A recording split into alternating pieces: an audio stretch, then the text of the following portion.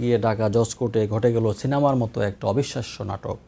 মূল আসামি শারমিন আক্তার একার বদলে আদালতে আত্মসমর্পণ করতে এলেন অন্য এক নারী। কে এই নারী? কেন তিনি নিজের জীবন বাজি রেখে অন্যর হয়ে জেল খাটতে গেলেন? আসসালামু আলাইকুম প্রিয় দর্শক, কেমন আছেন আপনারা? আশা করি ভালো আছেন। আমি Farhajuddin Ahmed Bhuiyan, advocate appellate division, supreme court of Bangladesh. স্বাগত জানাচ্ছি আপনাদেরকে একটি অত্যন্ত গুরুত্বপূর্ণ বিষয়ে।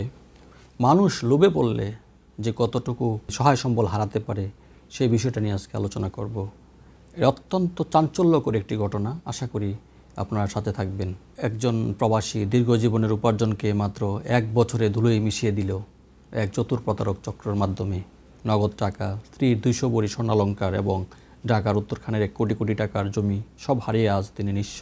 এই সব কিছুর পেছনে ছিল একটি অলৌকিক বস্তুর লোভ, যার নাম ম্যাগনেট পিলার। আপনারা সবাই জানেন, বহু বছর ধরে এই ম্যাগনেট পিলার নিয়ে নানান রকমের গল্প আছে, কিন্তু গল্প এখানেই শেষ নয়। এই মামলার তদন্ত করতে গিয়ে ঢাকা জজ কোর্টে ঘটে গেল সিনেমার মতো একটা অবিশ্বাস্য নাটক। মূল আসামি শারমিন আক্তার একার বদলে আদালতে আত্মসমর্পণ করতে এলেন অন্য এক নারী। কে এই নারী? কেন তিনি নিজের জীবন বাজি রেখে অন্যর হয়ে জেল খাটতে গেলেন? প্রশ্ন থেকেই যায়। আর কিভাবে কাজ করে এই জিনের বাদশা ও শয়তানের নিঃশ্বাস এর ভয়ঙ্কর সিন্ডিকেট, আজ উন্মোচন করব 35 কোটি টাকার এই মহাপ্রতারণার ভেতরের গল্প। প্রিয় দর্শক, ঘটনার সূত্রপাত 2024 সালের জানুয়ারি মাসে। মিজান নামে এক ব্যক্তির মাধ্যমে ব্যবসায়ী আজিজুল আলমের পরিচয় হয় মাজহারুল ইসলাম সুহেল ফকির নামের এক ব্যক্তির সাথে। 38 বছর বয়সী সুহেল ফকিরের বাহ্যিক রূপ ছিল অত্যন্ত ধার্মিক। সুন্নতি লেবাস, মুখে মিষ্টি কথা আর আচার ব্যবহারে সে মুহূর্তেই মানুষের বিশ্বাস অর্জন করতে পারত। প্রিয় দর্শক, পরিচয় হওয়ার কিছুদিন পর সুহেল ফকির আজিজুল আলমের সামনে এক গুপ্তধনের গল্প নিয়ে হাজির হয়। সে দাবি করে তাদের কাছে একটি প্রাচীন এবং অলৌকিক ক্ষমতার ম্যাগনেট পিলার আছে। বিজ্ঞান এবং আন্তর্জাতিক বাজারে নাকি এর মূল্য আকাশচুম্বী। সুহেল ফকির তাকে বোঝাতে সম্মত হয় যে এই পিলারটি যদি কোনো মতে বিদেশে পাচার বা বিক্রি করা যায় তবে এর মূল্য পাওয়া যাবে প্রায় $100 বিলিয়ন। চিন্তা করেছেন কত বড় প্রতারক চক্র, কত বড় তাকে আশ্বাস দিয়েছে? 10% বা 20% নয়, সরাসরি $100 বিলিয়ন মালিক হওয়ার স্বপ্ন। একজন অভিজ্ঞ ব্যবসায়ী হওয়া সত্ত্বেও আজিজুল আলম এই চটকদার কথার মুহে পড়ে যান। কিন্তু কেবল মুখের কথায় কি 35 কোটি টাকা দিয়ে দেওয়া সম্ভব? না, এখানেই চক্রটি ব্যবহার করেছিল এক ভয়ঙ্কর মনস্তাত্ত্বিক অস্ত্র। ব্যবসায়ী আজিজুল আলমের দাবি অনুযায়ী শুধু কথাই নয়, তাকে মূলত এক ধরনের রাসায়নিক এবং মানসিক ট্র্যাপে ফেলা হয়েছিল। তাকে প্রায়ই সুহেল ফকিরের পল্লবী ডিওএইচএসের বাসায় বা অফিসে ডেকে নেওয়া হতো। সেখানে তাকে বিভিন্ন সময় মিষ্টি, চা বা পানীয়র সাথে এক ধরনের কড়া নেশাজাতীয় দ্রব্য খাইয়ে দেওয়া হতো। আন্তর্জাতিক অপরাধ জগতে যা ডেভিলস ব্রেইথ বা শয়তানের নিঃশ্বাস নামে পরিচিত, যা মানুষের নিজস্ব চিন্তাশক্তি বা প্রতিরোধ ক্ষমতা সাময়িকভাবে সম্পূর্ণ ধ্বংস করে দেয়।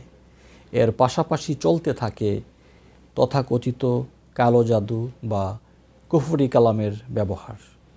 প্রিয় দর্শক, দিনের পর দিন এই ড্রাগস এবং মনস্তাত্ত্বিক চাপের কারণে আজিজুল আলমের মস্তিষ্ক তার নিজের নিয়ন্ত্রণে ছিল না। তিনি হয়ে পড়েন এই চক্রের অন্ধ অনুগত বাধ্য।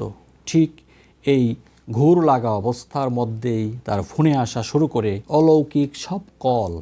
গভীর রাতে ফোন আসতো, ওপাশ থেকে গম্ভীর কণ্ঠে বলা হতো, বাবা তুই তো দুনিয়ার বাদশা, আখেরাতেরও বাদশা হয়ে গেছিস, তুই $100 বিলিয়ন মালিক হবি। ফোনটি করা হতো হজরত তৈয়ব আহমেদ চিস্তি নামের এক কথিত জিনের বাদশা সেজে। প্রিয় দর্শক, আজকের এই আলোচনাটি মনোযোগ দিয়ে শুনুন। এখানে প্রতারক চক্র কতটুকু সর্বনাশ করেছে তা আপনারা জানতে পারবেন। কখনো আবার চক্রের কোনো নারী সদস্য জিনের মা সেজে ফোন করে তাকে মোহগ্রস্ত করে রাখত। ফলশ্রুতিতে 2024 সালের জুন থেকে 2025 সালের মে মাস পর্যন্ত মাত্র 11 মাসে এই চক্রটি কয়েক দফায় আজিজুল আলমের কাছ থেকে নগদ 15 কোটি টাকা হাতিয়ে নেয়। ঘরের বোল্ট থেকে মায়ের এবং স্ত্রীর ব্যবহৃত 200 ভরি স্বর্ণালংকার, যার বাজার মূল্য প্রায় 5 কোটি টাকা, তারা জিনের বাদশার নজরানা হিসাবে নিয়ে যায়। সব শেষে উত্তরখান এলাকায় তার মালিকানাধীন 27.15 কাঠা জমি, যার বর্তমান বাজার মূল্য প্রায় 15 কোটি টাকা, জোরপূর্বক দলিলে স্বাক্ষর করিয়ে নিজেদের নামে লিখে নেয় তারা। মেডিসিন বা ড্রাগসের প্রভাব এবং দীর্ঘদিনের মানসিক ঘুর যখন ধীরে ধীরে কাটতে শুরু করে, তখন আজিজুল আলম বুঝতে পারেন তিনি আসলে এক মহা প্রতারণার শিকার হয়েছেন। ততক্ষণে তার পকেট সম্পূর্ণ ফাঁকা। প্রিয় দর্শক, জমিও হাতছাড়া হয়ে গিয়েছে। আত্মীয় স্বজনদের সাথে পরামর্শ করে তিনি ঢাকার উত্তরা পূর্ব থানায় 24 জনকে আসামি করে একটি মামলা দায়ের করেন। মামলার প্রধান আসামি করা হয় মাজহারুল ইসলাম সুহেল ফকিরকে এবং 3 নম্বর আসামি করা হয় তার স্ত্রী শারমিন একা, যার বয়স 35 দেখানো হয়েছে। এছাড়াও আসামির তালিকায় ছিল একার মা লাইলি শাহনাজ খুশি ওরফে মুন্নি। মামলা হতেই নড়েচড়ে বসে পুলিশ। গ্রেফতার এড়াতে গত 12 মে 2026 শারমিন আক্তার একা ও তার মা লাইলি শাহনাজ খুশি বিজ্ঞ আইনজীবীর মাধ্যমে আদালতে আত্মসমর্পণ করে জামিনের আবেদন করেন। আদালত জামিন নামঞ্জুর করে তাদের কারাগারে পাঠানোর নির্দেশ দেন। কিন্তু গত 14 মে যখন আসামিদের রিমান্ড শুনানির দিন ধার্য ছিল, তখন আদালতে ঘটল এক নজিরবিহীন ঘটনা। বাদীপক্ষের বিজ্ঞ আইনজীবী হঠাৎ তীক্ষ্ণ নজরে কাঠগড়ায় থাকা আসামির দিকে তাকালেন। তিনি আদালতের দৃষ্টি আকর্ষণ করে বললেন যে, বিজ্ঞ আদালত, কাঠগড়ায় যে নারী দাঁড়িয়ে আছেন তিনি প্রকৃতপক্ষে মামলার 3 নম্বর আসামি শারমিন আক্তার একা নন। 3 নম্বর আসামি শারমিন আক্তার একা নন, তার পরিবর্তে অন্য কোনো মহিলাকে সাজিয়ে আদালতে আনা হয়েছে। এই কথা শুনে পুরো আদালত কক্ষে মোটামুটি স্তব্ধ হয়ে যায়, শোরগোল শুরু হয়ে যায়। স্বাভাবিক, একজন আসামি জালিয়াতি করে বিজ্ঞ আদালতে অন্য কাউকে নিজের জায়গায় পাঠিয়ে দিতে পারে, তা ভাবাই যায় না। বিজ্ঞ আদালত তাৎক্ষণিকভাবে তদন্ত কর্মকর্তাকে 3 দিনের মধ্যে প্রতিবেদন জমা দেওয়ার নির্দেশ দেন। বিজ্ঞ আদালতের নির্দেশে পুলিশ ওই ছদ্মবেশী নারীকে জিজ্ঞাসাবাদের জন্য 5 দিনের রিমান্ড আবেদন করলে আদালত 3 দিনের রিমান্ড মঞ্জুর করেন। আর এই 3 দিনের রিমান্ডেই কিন্তু বেরিয়ে আসে এক করুণ এবং একই সাথে চাঞ্চল্যকর তথ্য। প্রিয় দর্শক, উত্তরা পূর্ব থানার উপপরিদর্শক মাহবুবুল আলমের জিজ্ঞাসাবাদে এই নারী স্বীকার করেন তার আসল নাম শারমিন আক্তার একা নয়, তার নাম ভাবনা আক্তার। তদন্তে জানা যায় ভাবনা আক্তার আসলে মূল আসামি একার আপন ফুফাতো বোন। ভাবনা একজন ডিভোর্সি নারী। 3 বছর আগে তার স্বামীর সাথে বিচ্ছেদ হয়ে যায়। বর্তমানে তিনি তার বৃদ্ধা মা এবং মাত্র 5 বছরের একটি কন্যা সন্তানকে নিয়ে ওয়ারের করাতিটোলায় বসবাস করেন। অর্থনৈতিকভাবে অত্যন্ত নাজুক অবস্থায় ছিলেন তিনি। মাঝে মাঝেই তিনি ফুফাতো বোন একার পল্লবীর ডিওএইচএসের বিলাসবহুল বাসায় যাতায়াত করতেন। তো প্রিয় দর্শক, যখন একা বুঝতে পারে সে মামলায় ফেঁসে যাচ্ছে, তখন একার মা লাইলি আক্তার মুন্নি এবং এই চক্রের মূল হোতা সুহেল ফকির মিলে একটি মাস্টার প্ল্যান তৈরি করে অসহায় ভাবনার দারিদ্র্যের সুযোগ নিয়ে এবং তাকে ভুল বুঝিয়ে কী করলো, ফুফি মুন্নি বলেন, তুই একার নাম ধারণ করে আদালতে গিয়ে আত্মসমর্পণ কর, উকিলকে সব বলা আছে, খুব দ্রুত জামিন হয়ে যাবে। নিজের 5 বছরের সন্তানের কথা চিন্তা না করে ফুফু এবং বোনের পাতা ফাঁদে পা দিয়ে ভাবনা আক্তার বিজ্ঞ আদালতে এসে নিজেকে শারমিন আক্তার একা পরিচয় দিয়ে প্রক্সি দেন। এমনকি আসামি পক্ষের বিজ্ঞ আইনজীবীও প্রথমে জানতেন না যে তার মক্কেল আসল একা নয়।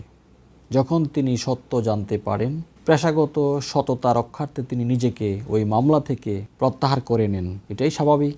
অন্যর হয়ে প্রক্সি দিতে এসে ভাবনা আক্তার এখন নিজেই এই 35 কোটি টাকার মহাপ্রতারণা মামলার অন্যতম নতুন আসামি।